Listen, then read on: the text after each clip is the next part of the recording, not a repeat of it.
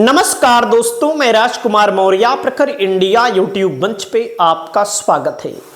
बहुत बड़ी खबर आ चुकी है स्वामी प्रसाद मौर्य को लेकर, समाजवादी पार्टी को लेकर। स्वामी प्रसाद मौर्य ने 2024 के लोकसभा चुनाव से पहले राज्यसभा का चुनाव हुआ था। राज्यसभा चुनाव के और पहले समाजवादी पार्टी का साथ छोड़ दिए थे। इन्होंने एक चिट्ठी लिखी थी जिसमें इन्होंने ये कहा था कि साधु संत जो तमाम हैं, जो समाजवादी पार्टी के और स्वामी प्रसाद मौर्य के कट्टर विरोधी ही नहीं दुश्मन हैं, जो लगातार समाजवादी पार्टी के मुखिया अखिलेश यादव को लेकर अलग अलग टिप्पणियां करते रहते हैं। स्वामी प्रसाद मौर्य को लेकर तो जीभ काटने की धमकी दी जाती है, जान से मारने की धमकी दी जाती है। स्वामी प्रसाद मौर्य के ऊपर तमाम साधु महात्मा, आपने देखा होगा, इनाम रखते हैं। इस मामले को लेकर इन्होंने कहा कि समाजवादी पार्टी एक्शन नहीं लेती है, समाजवादी पार्टी के बड़े नेता हमारी बातों पर गौर नहीं करते हैं, इसलिए इन्होंने समाजवादी पार्टी छोड़ दी। लेकिन कुछ लोगों का ये मानना था कि जो समाजवादी पार्टी में मनोज पांडे थे या कुछ अन्य विधायक थे जो लगातार स्वामी प्रसाद मौर्य को लेकर उल्टी सीधी बातें करते थे, इसीलिए स्वामी प्रसाद मौर्य ने समाजवादी पार्टी का साथ छोड़ दिया। हालांकि बाद में आपने देखा मनोज पांडे ने साथ छोड़ दिया, राकेश प्रताप सिंह ने साथ छोड़ दिया, अभय सिंह ने साथ छोड़ दिया, 7-8 विधायकों ने बगावत कर दी। ये सब कहानी हुई बगावत वाली स्वामी प्रसाद मौर्य के जाने के बाद। हालांकि समाजवादी पार्टी ने अभी तक मैं बता रहा हूं आपको, स्वामी प्रसाद मौर्य की जाने की पुष्टि नहीं की है। अखिलेश यादव से जब भी पूछा जाता है वो कहते हैं कि वो कहाँ गए हैं, वो तो हमारे साथ हैं। आप ये समझ सकते हैं, कुछ लोगों का ये भी मानना है कि स्वामी प्रसाद मौर्य आने वाले समय में स्वामी प्रसाद मौर्य समाजवादी पार्टी के साथ आएंगे। उसके लिए कारण मैं आपके सामने लेकर आया हूँ। कारण मैं आपको बताने जा रहा हूँ। स्वामी प्रसाद मौर्य राष्ट्रीय सोशलिस्ट समाज पार्टी के राष्ट्रीय अध्यक्ष बनते हैं। कुछ दिन हुआ, पार्टी चली, अपना संगठन का विस्तार कर रहे हैं। इस समय स्वामी प्रसाद मौर्य ने अपनी पार्टी का विलय कर दिया है। किस पार्टी में विलय किया है मैं आपको ये भी दिखाता हूं। स्वामी प्रसाद मौर्य अब बन चुके हैं अपनी जनता पार्टी के राष्ट्रीय अध्यक्ष, जिसका चुनाव निशान टेम्पो इन्होंने अपने ट्विटर हैंडल पर लगाया है।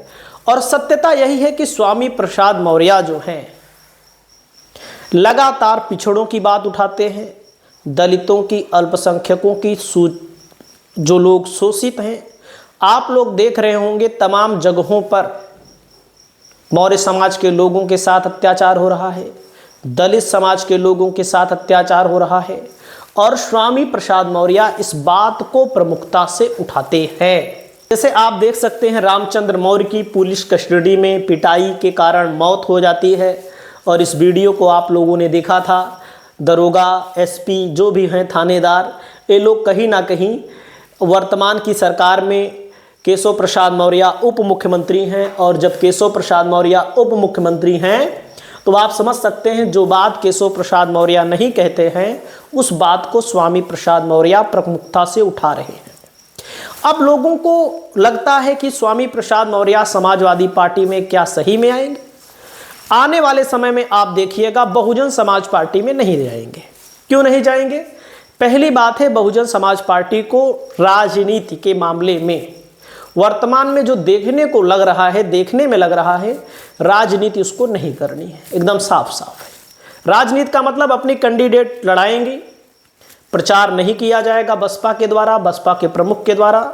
बसपा केवल नाम मात्र की पार्टी रह चुकी है, इसलिए स्वामी प्रसाद मौर्य डूबती हुई नाव की सवारी नहीं करेंगे। यह सत्यता है, कोई भी नेता नहीं करेगा। समाजवादी पार्टी से ही समाजवादी पार्टी में हो सकता है ना शामिल हो, लेकिन आने वाले चुनाव में आप देखेंगे जब 2027 का चुनाव होगा, जो ऊंचाहार की विधानसभा सीट है, भारतीय जनता पार्टी वहां से मनोज पांडे को लड़ाएगी, जो समाजवादी पार्टी को छोड़कर गए हैं। हालांकि अभी समाजवादी पार्टी के विधायक हैं जिन्होंने इस्तीफा नहीं दिया है, वैसे उनको इस्तीफा दे देना चाहिए, अपनी लोकप्रियता साबित करनी चाहिए। हालांकि इस्तीफा नहीं देंगे, सच्चाई यही है, देना होता तो दे दिए होते।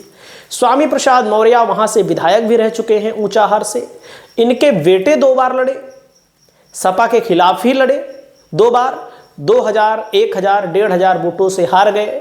और इस बार 2022 के चुनाव में अमरपाल मौर्य लड़े थे भारतीय जनता पार्टी से मनोज पांडे के खिलाफ, 5-6 हज़ार वोटों से हार गए। तो कहने का मतलब जब लोकसभा में चुनाव हुआ, राहुल गांधी लड़े थे तो केवल 10 बूथों पर बीजेपी का पलड़ा भारी था, बाकी लगभग 400 बूथ होते हैं एक विधानसभा में। बीजेपी की स्थिति खराब थी। तो आने वाले समय में 2027 के चुनाव में आप देखेंगे समाजवादी पार्टी से ही स्वामी प्रसाद मौर्य लड़ते हुए नजर आएंगे, क्योंकि समाजवादी पार्टी की राजनीति और स्वामी प्रसाद मौर्य की राजनीति ही मैच खाती है, बाकी अन्य पार्टियों से इनकी राजनीति मैच ही नहीं खाती। आपकी क्या राय है? आप अपनी राय को बताइएगा। नमस्कार।